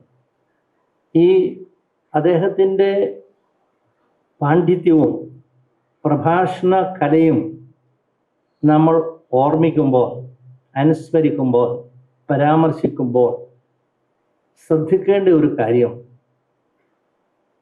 പണ്ഡിതോചിതമായ കാര്യങ്ങൾ അദ്ദേഹം വിശദീകരിക്കുന്നത്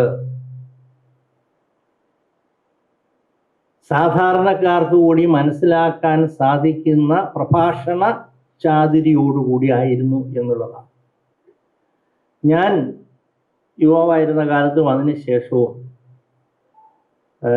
പല സെമിനാരി പ്രൊഫസർമാരുടെയും കൂടെ പ്രസംഗിച്ചിട്ടുണ്ട്, സെമിനാരികളിലും പ്രസംഗിച്ചിട്ടുണ്ട്. മങ്കഴിക്കൽ പിതാവ് സെമിനാരിയിൽ ഫിലോസഫി പ്രൊഫസർ ആയിരുന്നുകൊണ്ടാണ് ഞാനിത് പറയുന്നത്. ഈ സെമിനാരി പ്രൊഫസർമാർക്കുള്ള ഒരു ഗുണമോ ദോഷമോ എന്താണെന്ന് വിചാരിച്ചാൽ അവർ പറയുന്നത് സാധാരണക്കാർക്ക് മനസ്സിലാവില്ല. അത് സെമിനാരി പഠിക്കുന്ന പിള്ളേർ, അവർ പഠിക്കാൻ വേണ്ടിയിരിക്കുന്നവർ, അവർക്ക് തന്നെ അത് അകത്തേക്കാണോ പോകുന്നത്, തലയുടെ മുകളിൽ കൂടിയാണോ പോകുന്നതെന്ന് എനിക്കറിയാൻ പാടില്ല. ഏതായാലും ഞാൻ പറയുന്നത് മനുഷ്യന് മനസ്സിലാകുന്ന രീതിയിൽ, ലളിതമായ രീതിയിൽ പറയാനുള്ള കഴിവ് എല്ലാ പ്രൊഫസർമാർക്കും പണ്ഡിതന്മാർക്കും ഒന്നുമില്ല. അത് വളരെ അപൂർവമായിട്ട് മാത്രമേ ഉള്ളൂ ഈ വലിയ പണ്ഡിതന്മാർക്ക് ലഭിച്ചിട്ടുള്ളൂ. അങ്ങനെ സാധാരണക്കാരനും മനസ്സിലാകത്തക്ക വിധത്തിൽ ലളിതമായ ഭാഷയിൽ എന്നാൽ ആവേശകരമായി പ്രസംഗിക്കുന്നതിന് ഉള്ള പ്രാഗൽഭ്യം ലഭിച്ച അപൂർവം ചില പണ്ഡിതരിൽ ഒരാളാണ് മങ്കഴിക്കൽ പിതാവ് എന്നുള്ളത് ഞാൻ ഓർമ്മിക്കുന്നു. 70കളിലും 80കളിലും ഒക്കെ അദ്ദേഹം ഇവിടെ ഉണ്ടായിരുന്ന കാലത്ത് എനിക്ക് പറയാൻ സാധിക്കും, കാരണം എനിക്കറിയാമത്, ഈ കത്തോലിക്ക സഭയിൽ അല്ലാത്ത ക്രൈസ്തവ സഭകളിൽ അല്ലെ ക്രൈസ്തവ സമൂഹങ്ങളിൽ പ്രസംഗിക്കുന്നതിന് അവർക്കൊരു കത്തോലിക്ക മെത്രാനെ വേണമെന്ന് പറഞ്ഞാൽ അവർ ഏറ്റവും ഫസ്റ്റ് പ്രിഫറൻസ് കൊടുത്തിരുന്നത് ബിഷപ്പ് മങ്കഴിക്കരിക്കാണ്. അത് തിരുവനന്തപുരം മുതൽ കണ്ണൂർ വരെ അന്ന് അങ്ങനെയായിരുന്നു. എന്നെ തന്നെ പല നോൺ കാത്തലിക് ക്രിസ്ത്യൻ വിഭാഗങ്ങൾ അക്കാലത്ത് സമീപിച്ചിട്ടുണ്ട് പിതാവിനെ ഒന്ന് അറേഞ്ച് ഇത് വിളിച്ചു കൊടുക്കാമോ എന്ന് പറഞ്ഞു. അപ്പം ഞാനവർ ചോദിച്ചു നിങ്ങളുടെ തിരുമേനിമാർ ഒത്തിരി വളരെ കാര്യം. അപ്പോൾ അവർ പറയും മങ്കുഴിക്കരി പിതാവ് അത് ഞങ്ങൾക്ക് വലിയ ഇഷ്ടമാണ്, മങ്കുഴി പിതാവിൻ്റെ പ്രസംഗം ഇഷ്ടമാണ്. ഞാനത് പറഞ്ഞത് അപ്പോൾ കത്തോലിക്ക സഭയിലുള്ളവർക്ക് മാത്രമല്ല, എല്ലാ ക്രൈസ്തവ വിഭാഗങ്ങൾക്കും അതുപോലെ തന്നെ പൊതുസമൂഹത്തിന് അക്രൈസ്തവരായ ആൾക്കാർക്കും അഭിമന്യ പിതാവിൻ്റെ പ്രസംഗങ്ങൾ വളരെ ഇഷ്ടപ്പെട്ടിരുന്നു. അവരതിനെ അധികം അംഗീകരിച്ചിരുന്നു, ആദരിച്ചിരുന്നു എന്നുള്ളതാണ്.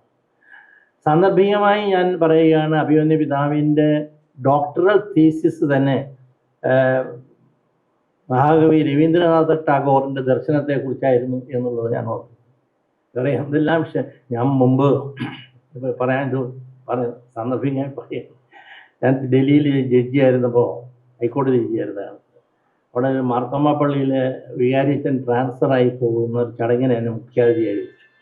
അപ്പം ഞാൻ ചോദിച്ചു, നിങ്ങളുടെ അച്ഛൻ പോകുന്നു, നിങ്ങൾ അദ്ദേഹത്തിന് യാത്രയയപ്പ് കൊടുക്കുന്നു, അതിന് ഞങ്ങൾ എന്തിനാ എന്നെ വിളിക്കുന്നത്? ഇല്ല സാർ, ഞാൻ ഒരു VIP വേണം അതിന് വേണ്ടിയിട്ട്. ശരി, അങ്ങനെ അഡ്വക്കേറ്റ് വന്ന് പറഞ്ഞിട്ട് ഞാൻ പോയി. അപ്പോൾ അങ്ങനെ ഞങ്ങൾ സ്റ്റേജിലിരിക്കുമ്പോൾ ഈ അച്ഛനോട്, അപ്പം അച്ഛൻ പോവാണ്. അപ്പോൾ അവിടെ പറഞ്ഞു അച്ഛൻ വിദേശ പഠനം പഠിക്കാൻ പോവാണ്. അപ്പം ഞാൻ ഈ അച്ഛനോട് ചോദിച്ചു, അച്ഛൻ എവിടെയാണ് വിദേശ പഠനത്തിന് പോകുന്നത്, ഉപരിപഠനത്തിന് പോകുന്നതെന്ന്. അപ്പം ഞാൻ വിചാരിച്ചില്ല അമേരിക്കയിലോ ഇംഗ്ലണ്ടിലോ ഓസ്ട്രേലിയയിലോടത്തൊക്കെ ആയിരിക്കുമെന്ന് വിചാരിച്ചു, ലൂവേനിലോ ആയിരിക്കുമെന്ന് വിചാരിച്ചു. ഞാൻ ഇസ്രായേലിലാണ് പോകുന്നത്. ഓ, ഇസ്രായേലിലാണ് അച്ഛൻ പോകുന്നത്. അവിടെ ജെറുസലേം. അച്ഛൻ ഏത് വിഷയത്തെക്കുറിച്ചാണ് ഗവേഷണം നടത്തുന്നത്? അപ്പോൾ അദ്ദേഹം എന്നോട് പറഞ്ഞു, യേശു ക്രിസ്തുവിനെ തൂക്കിയ കുരിശ്, ആ കുരിശ് എന്ത് മരം കൊണ്ടായിരുന്നു, ഏത് മരമായിരുന്നു, എന്ത് മരമായിരുന്നു എന്നതിനെക്കുറിച്ച് അദ്ദേഹം ഗവേഷണം നടത്താൻ പോവുകയാണ്.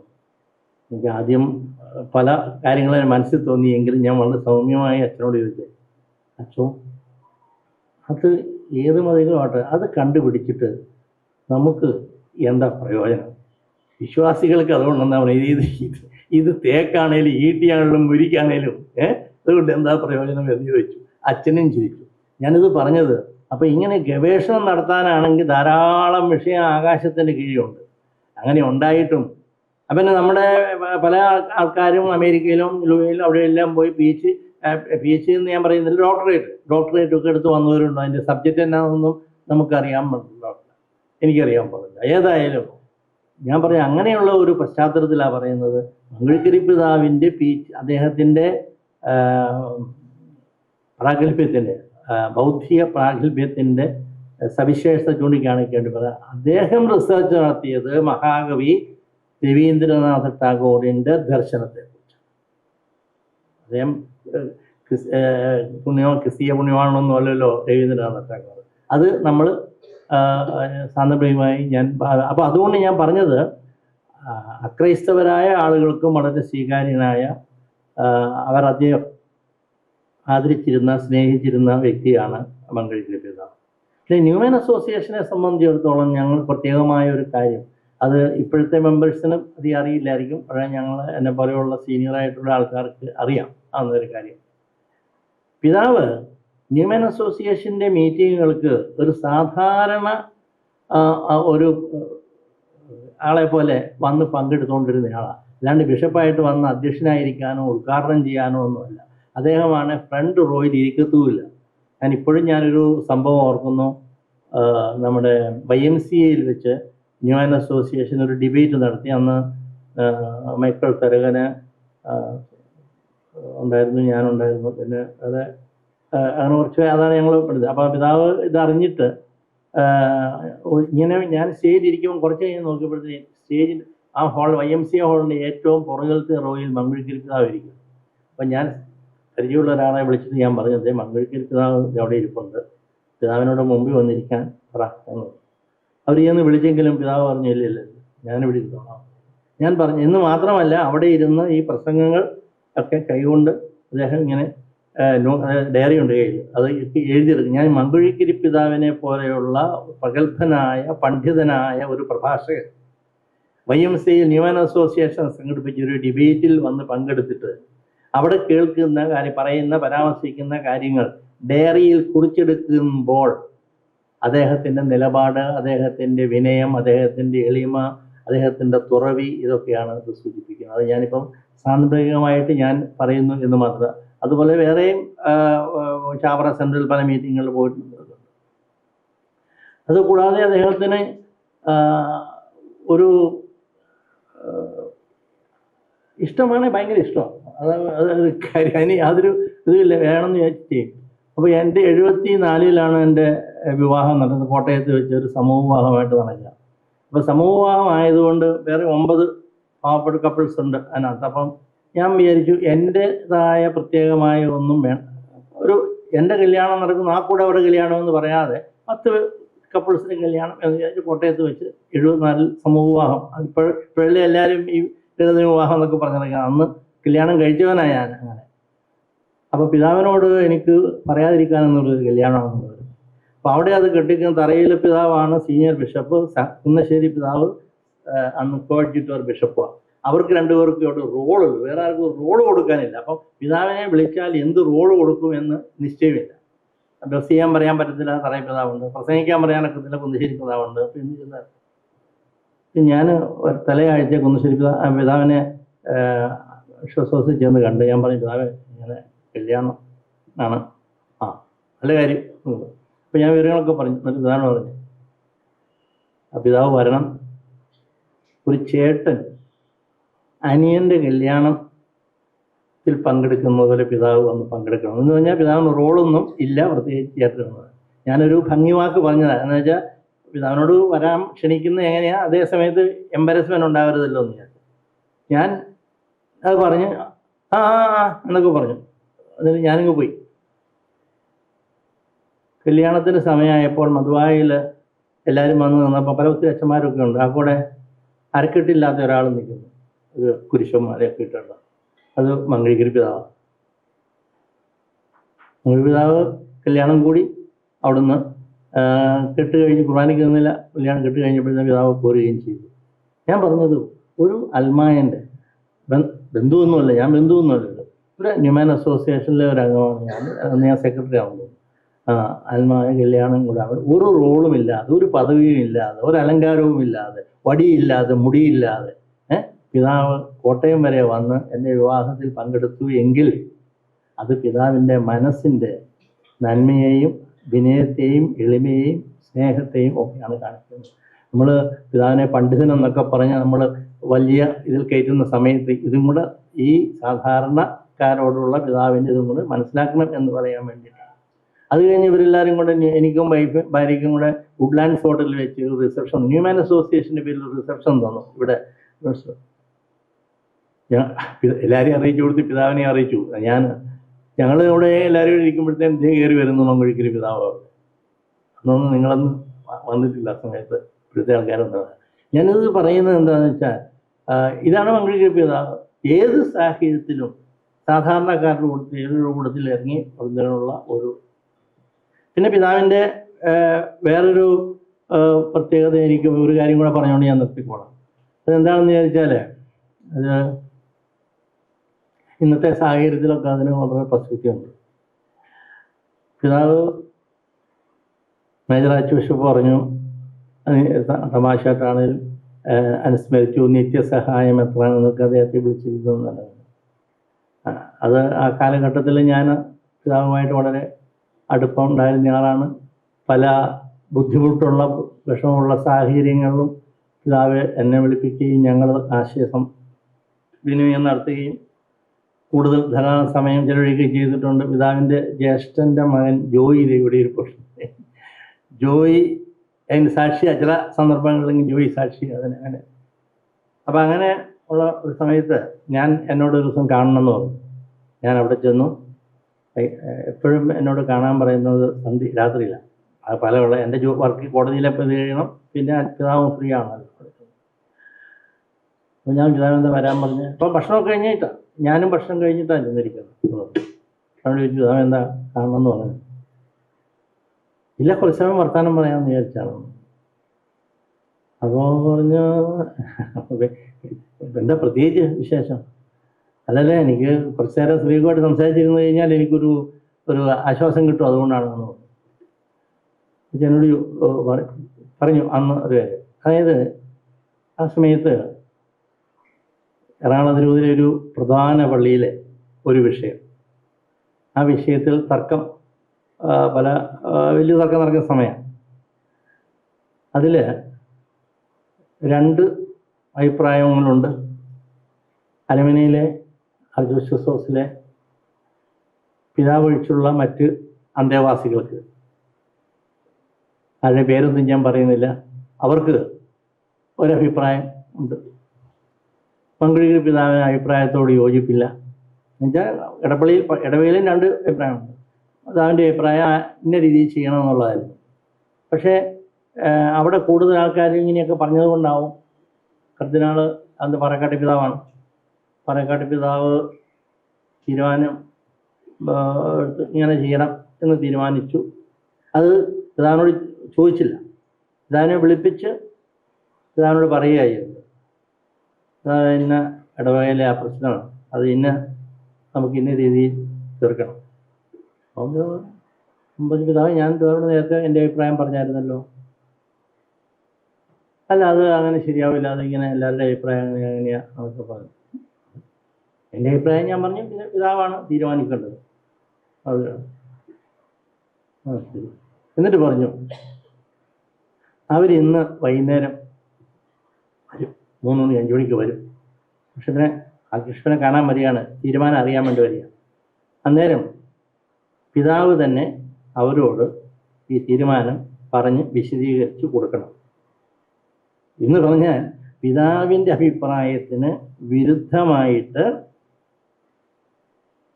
ഒരു തീരുമാനം എടുത്തിട്ട് ആ തീരുമാനം സ്വയം പാറക്കാട്ടി പിതാവ് തന്നെ അവരോട് പറയൂ, അല്ലെ വേറെ അച്ഛന്മാരാരെയും ചോദ്യം ചെയ്യുന്നതിന് പകരം ഈ എതിരഭിപ്രായം ഉണ്ടായിരുന്ന മങ്കുഴിക്കരി പിതാവിനോട് തന്നെ പിതാവ് അവരെ പറഞ്ഞ് ഇത് ബോധ്യപ്പെടുത്തണം എന്ന് പറയുന്നു. അന്നല്ല, ആ ദിവസമല്ല, ഞാൻ ചെന്ന ദിവസമല്ല, പിറ്റേ ദിവസം. അപ്പോൾ പിതാവിൻ്റെ വിഷമമാണ്. ഞാൻ എന്ത് ചെയ്യും? അതുകൊണ്ട് വേണേൽ പറയാം, എനിക്ക് യോജിപ്പില്ലാത്ത കാര്യമില്ലേ, അത് വേറെ ആരെങ്കിലും കൊണ്ട് പറയിച്ചാലേ പിതാവ് തന്നെ പറഞ്ഞാൽ മതി എന്ന് വേണേൽ പറയാം. അതല്ലെങ്കിൽ ഇല്ല, എന്നെ ഇതിന് നിർബന്ധിക്കണ്ടെന്ന് പറഞ്ഞ് നിർത്താം. പിതാവൊന്നും മിണ്ടിയില്ല, പോന്നു. എന്നിട്ട് അന്ന് വൈകിട്ട് എന്നോട് ഇതെല്ലാം ഈ വിഷമം പറഞ്ഞു. ഞാൻ വിശ്വസിക്കാത്തൊരു കാര്യം അത് നല്ലതാണെന്ന് അവരെ പറഞ്ഞ് എൻ്റെ മങ്കുഴി പിതാവ് പറഞ്ഞാൽ അവരെ പറഞ്ഞ് ബോധ്യപ്പെടുത്തുമെന്ന് പാറക്കാട്ടി പിതാവിന് ബോധ്യമുള്ളത് കൊണ്ടായിരിക്കണം ഇത് പറഞ്ഞത്. ഞാൻ ഇടവകയുടെ പേര് മനഃപൂർവ്വം പറയാത്ത എന്തിനാ അത് പ്രശ്നം ഉണ്ടാകുന്നത്. എന്നോട് ചോദിച്ചു, എന്നിട്ട് എന്നോട് ചോദിച്ചു ഞാൻ എന്ത് ചെയ്യണമെന്നാണ് സിറിയക്കിൻ്റെ അഭിപ്രായം എന്ന് ചോദിച്ചു. ഞാൻ പറഞ്ഞത് എൻ്റെ അഭിപ്രായമല്ല പ്രധാനം, പിതാവിൻ്റെ നിലപാട് എന്താണെന്നുള്ളതാണ്. ഞാൻ എൻ്റെ പിതാവിനെ അനുസരിക്കാൻ പോവാ. പിതാവ് അവരോട് സംസാരിക്കാൻ പോവാണ്. അതെ, എന്നിട്ട് പറഞ്ഞു, വലിയ പിതാവോ മറ്റച്ഛന്മാരോ പറയുന്നതിനേക്കാൾ ശക്തമായും യുക്തിയോടുകൂടി ഞാൻ അവരോട് ഈ നിലപാടിന് വേണ്ടി ഞാൻ വാദിക്കും. അപ്പോൾ എന്നോട് ഞാൻ ചോദിച്ചു, പിതാവേ, വലിയ മാനസിക സംഘർഷമുള്ള ഒരു കാര്യമാണല്ലോ അത്. അപ്പം അന്നേരം എന്നോട് പറഞ്ഞു, അതാണ് ഈ പട്ടമേൽക്കുമ്പോൾ, അതായത് മെത്രാൻ പട്ടമേൽക്കുമ്പോൾ ഞങ്ങൾക്ക് കിട്ടുന്ന കുരിശ്. കുരിശെടുത്തിട്ട് കാണിച്ചു, ഇതൊരു സിമ്പിളാണ്. അതായത് സഭയ്ക്ക് വേണ്ടി നീ വഹിക്കാൻ പോകുന്ന കുരിശുകളുടെ സിമ്പിളാണ് ഈ കഴുത്തുള്ളത്. അതുകൊണ്ടാണ് ഞാൻ പലപ്പോഴും അരക്കെട്ട് കെട്ടാറില്ലെങ്കിലും ഞാൻ കുരിശും മാലയും ഉപയോഗിക്കാറുണ്ട്. ഞാൻ അരക്കെട്ട് കെട്ടാറില്ലെങ്കിലും പലപ്പോഴും കെട്ടാറില്ലെങ്കിൽ കുരിശും മാല ഉപയോഗിക്കാറുണ്ട്. ഇവിടെ തന്നെയാണ് ഞാനിപ്പോൾ വന്നിരുന്നപ്പോൾ ഞാനത് പ്രത്യേകം ശ്രദ്ധിക്കായിരുന്നു. ഞാൻ രണ്ടും പുരോഹിതരാണ്, സ്ഥാനത്ത് വ്യത്യാസമുണ്ട്. നമ്മുടെ പാലക്കാപ്പള്ളി അച്ഛന് കുരിശും പാലയും കുരിശില്ലല്ലോ പുറമേ ഇല്ല, പിതാവിന് കുരിശുണ്ട്. അകത്ത് കുരിശ് കാണില്ലെന്ന് ഞാൻ പറയുന്നില്ല, അതല്ല ഞാൻ പറഞ്ഞത്. ഞാൻ പറഞ്ഞ് ഈ സ്ഥാനമഹിത്തിനോട് ചേർന്നുള്ള കുരിശിനെ കുറിച്ചാണ് ഞാൻ പറഞ്ഞത്. അപ്പോൾ ഞാൻ പറയുന്നത് കുരിശ് പിതാക്കന്മാർക്ക് പറഞ്ഞിട്ടുള്ളതാണ്. അത് ആ കുരിശിൽ നിന്ന് അവർക്ക് ഒഴിവാകാൻ പറ്റത്തില്ല. ആ കുരിശ് ഇട്ട് ഓടിപ്പോകാനും പറ്റത്തില്ല. അതുകൊണ്ട് ഇത് ഞാനിപ്പോൾ പറയാൻ കാരണം പാലക്കാപ്പിള്ളച്ചൻ ആരംഭത്തിൽ ചില കാര്യങ്ങളൊക്കെ സൂചിപ്പിച്ചതുകൊണ്ട് മംഗഴിക്കരി പിതാവ്, തറയിൽ പിതാവും ഞാനും കൂടെ കോട്ടയം ബിഷപ്പ് ഹൗസിൻ്റെ ഗോവണി ഇറങ്ങി താഴെ ഇവിടെ വന്നു, മണിമുറിയിൽ വന്നു. നമ്മുടെ ആർലൂരിൽ വന്നപ്പോൾ തറയിൽ പിതാവ് പതിവ് പോലെ ഇതുപോലെ ചുവന്ന കെട്ടിയിട്ടുണ്ട്, മാലയൊക്കെ കെട്ടിയിട്ടൊക്കെ ഉണ്ട്. മംഗഴി പിതാവിൻ്റെ കഴുത്തിലൊരു ഈ കുരിശ്, മാലയും കുരിശും, നമ്മുടെ മാല വെള്ളി എന്നുള്ള മാലയും കുരിശും അരക്കിട്ടില്ല. അപ്പോൾ ഈ കാറയിലോട്ട് പുറത്തേക്ക് ഇറങ്ങണമല്ലോ, മുറ്റത്തേക്ക് ഇറങ്ങുന്ന സമയം വന്നപ്പം പെട്ടെന്ന് മംഗഴിക്കരി പിതാവ് പോക്കറ്റിൽ നിന്ന് ഒരു സാധനം പുറത്തെടുത്തു. അത് ഈ അരക്കട്ട. അത് എനിക്ക് മനസ്സിലായി തറയിപ്പിതാവാണ്. അപ്പം മംഗഴിക്കരി പിതാവ് തറയിപ്പിതാവിനോട് ചോദിക്കുകയാണ്, പിതാവേ ഇതങ്ങ് കെട്ടിയേക്കാം അല്ലേ?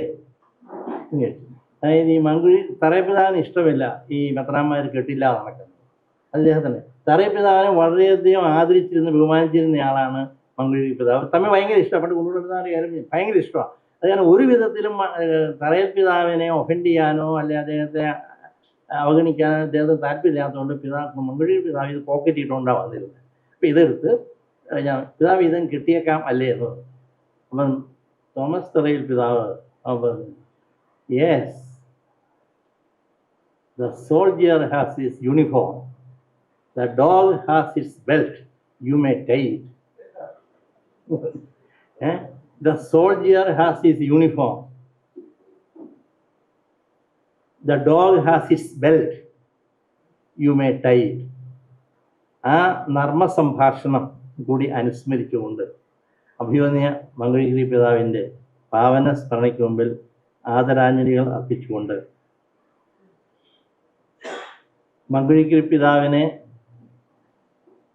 ഈ കാലഘട്ടത്തിൽ നമുക്ക് വളരെയധികം നഷ്ടപ്പെടുന്നു എന്നുള്ള ആ വ്യഥ പങ്കുവെച്ചുകൊണ്ട് ഞാൻ എൻ്റെ അനുസ്മരണ പ്രസംഗം ഉപസംഹരിക്കുന്നു. നമസ്കാരം. സഹൃദയത്തിൻ്റെ പാരസ്പര്യം സമ്മാനിക്കുന്ന സമ്പന്നത, അതിൻ്റെ സമോഹനത, അതിൻ്റെ സമ്പൂർണത എന്ന് വേണം മംഗഴിക്കരി പിതാവും ആദരണീയനായ ശ്രീക് ജോസഫ് സാറും തമ്മിലുള്ള ബന്ധം എന്ന് ഞാൻ വിശ്വസിക്കുന്നു. Thank you very much Sreek sir. എൻ്റെ മനസ്സിൽ ഇപ്പോൾ വരുന്ന ഒരു ഗാനമുണ്ട്. മഹാപുരോഹിതന്മാർ ഔദ്യോഗിക സന്ദർശനം നടത്തുമ്പോൾ ഔപചാരികമായിട്ട് അവരെ സ്വാഗതം ചെയ്തുകൊണ്ട് അണിയിക്കുമ്പോൾ ആലപിക്കുന്ന ഗാനമാണത്. എച്ച് എ സാച്ചർദോസ് മാന്യൂസ് ക്വി ഇൻ ദിയേബൂസ് സുയിസ് പ്ലാക്വിത് ദേവോ. ദൈവത്തെ സദാ പ്രീതിപ്പെടുത്തിയ മഹത്വപ്പെടുത്തിയ മഹാപുരോഹിതനിത. പൂർവികർ ആരും മരിക്കുന്നില്ല, യഥാർത്ഥത്തിൽ അവർ മരിക്കുന്നത് നമ്മൾ അവരെ വിസ്മരിക്കുമ്പോഴാണ് എന്ന് പറഞ്ഞത് മിലൻ കുന്ദേരയാണ്. അപ്പോൾ ഈ യോഗം തന്നെ വെളിവാക്കുന്നത് എന്താണ്? മംഗഴിക്കരി പിതാവ് നമ്മുടെ ഹൃദയത്തിൽ മനസ്സിൽ ഇന്നും ജീവിക്കുന്നു എന്നുള്ളതാണ്. അദ്ദേഹത്തെ പോലെയുള്ള മഹാനുഭാവന്മാരുടെ അഭാവം സഭയ്ക്ക് ഇന്ന് അനുഭവവേദ്യമാണ് എന്ന് പലരും എന്നോട് പറഞ്ഞിട്ടുണ്ട്. സ്നേഹമുള്ള പറമ്പിൽ വെച്ചാൽ നാട്ടു അല്ലെങ്കിൽ അത്യാവശ്യമായിട്ട് പോകേണ്ടി വന്നു. ഇവിടെ ഇന്നത്തെ ഈ മീറ്റിങ്ങിൻ്റെ ശരിക്കും പറഞ്ഞാൽ ഇതിൻ്റെ കാരണക്കാരൻ എന്ന് പറഞ്ഞു കഴിഞ്ഞാൽ ജോസഫാണ് എന്ന് പറഞ്ഞാൽ അത് അറിയപ്പെട്ടില്ല. കാരണം യുവൻ അസോസിയേഷൻ നേരത്തെ ഇങ്ങനെ ഒരു പരിപാടി ഉള്ളതെന്ന് ആലോചിച്ചു. അതിനു മുമ്പ് തന്നെ അദ്ദേഹം എന്നോട് പറഞ്ഞു, മംഗഴിക്കരി പിതാവിൻ്റെ മരണം ജൂൺ 11-ാം തീയതിയാണ്. ആ ജൂൺ 11-ാം തീയതി തന്നെ നമുക്ക് ആഘോഷിക്കാം. അത് ഇന്നലെയാണ്. അപ്പോൾ ഞാൻ പറഞ്ഞു തീർച്ചയായിട്ടും നമ്മൾ ആഘോഷിക്കുകയല്ല, അദ്ദേഹത്തെ സ്മരിക്കുന്നു. അപ്പോൾ ഞാൻ മറ്റുള്ള കാര്യങ്ങൾ ഞാൻ പോകുന്നില്ല. മങ്കുഴിക്കൽ പിതാവിനെ ഒറ്റ വാക്കിൽ ഞാൻ പറയുകയാണെങ്കിൽ അദ്ദേഹം മനുഷ്യനെ അറിഞ്ഞു. ഞാൻ നിനക്ക് വേണ്ടി എന്ത് ചെയ്യുന്നുവോ അത് നിന്നിൽ നിന്ന് ഞാൻ പ്രതീക്ഷിച്ചിട്ട് വേണം അത് ചെയ്യാൻ. ഞാൻ മറ്റുള്ളവരുടെ മുമ്പിൽ കൈ നീട്ടുമ്പോൾ ഞാൻ ചെറുതാവുകയല്ല, വലുതാവുകയാണ് ചെയ്യുന്നത്.